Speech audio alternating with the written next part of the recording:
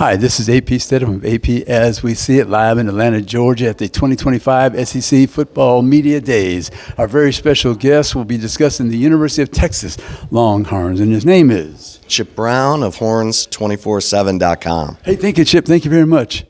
First name to discuss, always Arch Manning. Would you believe 100% that he could be very, very good? I believe he could be very, very good. I mean, I think when you look at Arch Manning, here's a guy who's learned the offense for 2 years. He's earned the trust and respect of his teammates. He's a big, strong kid. He's more athletic than his uncles, his Super Bowl winning uncles, Peyton and Eli Manning.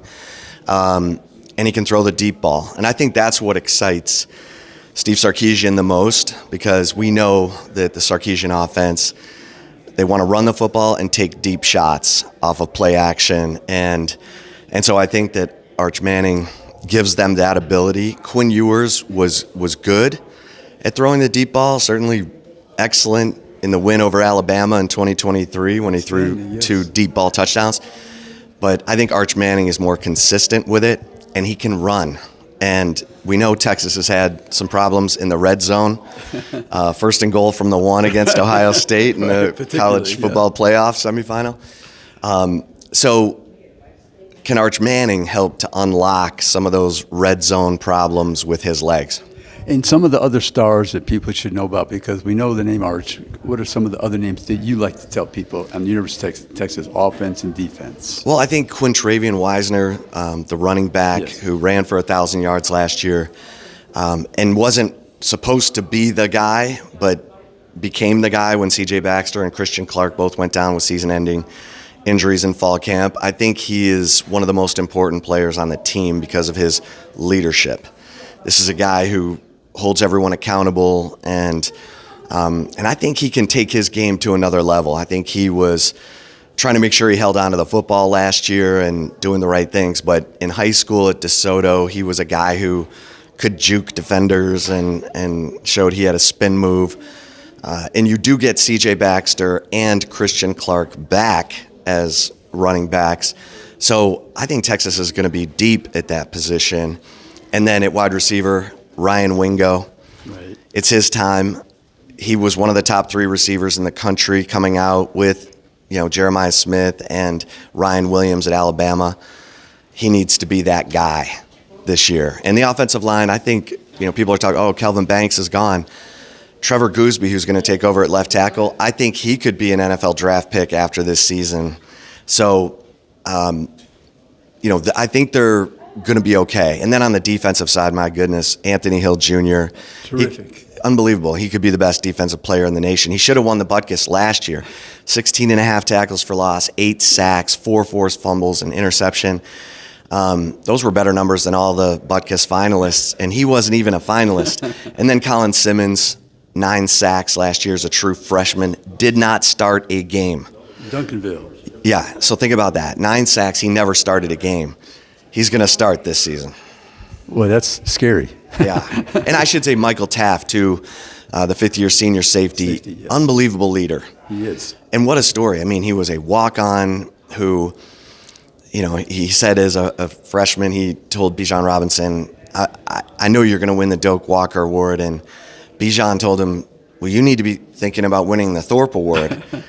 And Michael Taft said, I'm a walk-on. He goes, but you know everything. You're always in the right place. You need to think of yourself that way.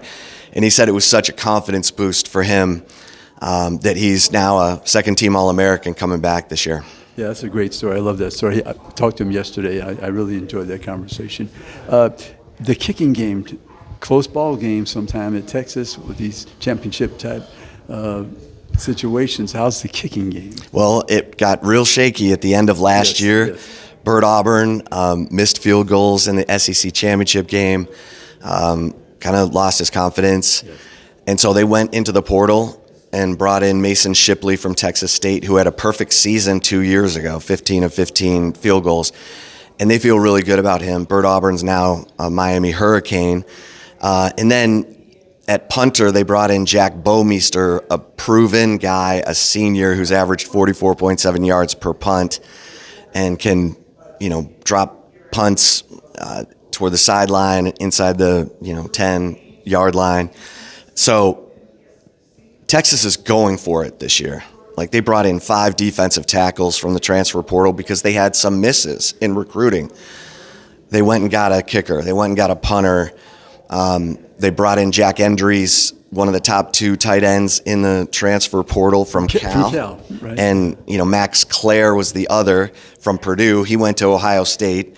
Jack Endries goes to Texas, so they'll face off in the first game of the season. And they're going for it. They want to win the national championship this year, and so they went into the portal to get some insurance. They even brought in another quarterback, Matthew Caldwell, a senior transfer from Troy. So Steve Sarkisian's planning on being in the final game this year instead of the semifinal game. Opening game, Ohio State, they can make a statement in many ways for the team and collectively, and then Arch Manning, the preseason Heisman favorite. Have you ever heard of that, Chip? No.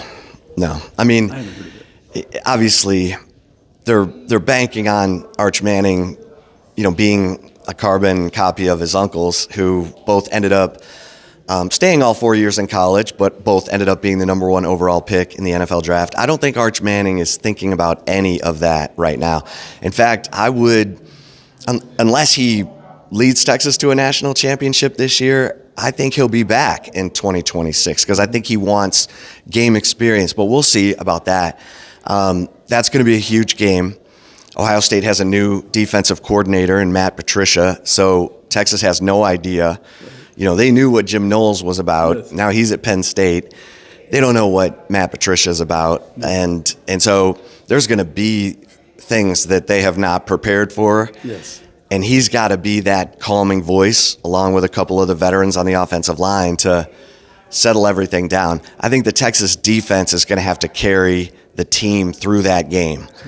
And then as Arch builds his confidence, probably by the time he goes to Florida on October 4th, he'll be a different quarterback than he was in the Ohio State game. Right. And a new quarterback for Ohio State as well, so that'll be challenging for the defense. Hey, Chip, thank you so much. It's always a pleasure to see you. This is AP Stedham live in Atlanta, Georgia at the 2025 SEC Football Media Days, and we'd like to thank Chip. Thank you so much, Chip. Thanks. Appreciate it. Appreciate it.